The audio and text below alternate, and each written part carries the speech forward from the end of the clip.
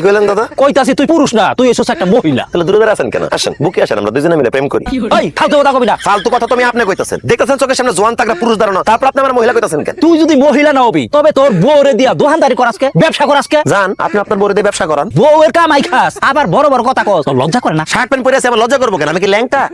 বেশি কথা না কয়া রাস্তা মাপেন, নিজের সরকার তেল দেন। আমি বউয়ের কামাই খাই না শালির কামাই খাই, এটা নিয়ে আপনি মাথা কামায়েন না। তুই তোর বউরে দোকানে বসাইয়া গ্রামের পরিবেশ নষ্ট করতাছ, কত মানুষের সংসার ভাঙ্গা দিতাছ। বেশি কথা কইলে দাদি রে, মানে আপনার বড় লাই ভাইগা যাবো, আপনার সংসার ভাইগা দিমু।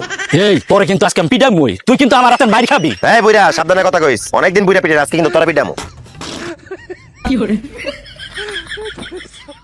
আপনার হাতের চা খেয়ে সারা এলাকার মানুষ পাগল হয়ে যাইতেছে, লাইনে লাইনে দলে দলে আসতেছে আপনার দোকানে চা খাইতে। এত ভালো চা আপনি কিভাবে বানান সেইটাই আমাদের প্রাইভেট পড়াইতে পারিতে শিখাইবেন। তার বিনিময়ে আমরা প্রতিদিন আপনাকে 200 টাকা করে দেব। ওরে হারামজাদা, আমার বউর কাছে চা বানানোর শিক্ষা, তুই আর তোর বউ তোদের দোকানে গিয়ে সেভাবে চা বানাবি, তাই না? না না না না না, এটা তো আমি হইতে দিব না। আমার কাছে আরেকটা প্রস্তাব আছে। কি প্রস্তাব ক? চল সামাদ আমরা পাল্টাই ফেলি। কি পাল্টা ফেলামু? বউ ধর, তোর বউ আমি নিলাম আর আমার বউ তুই নিলি।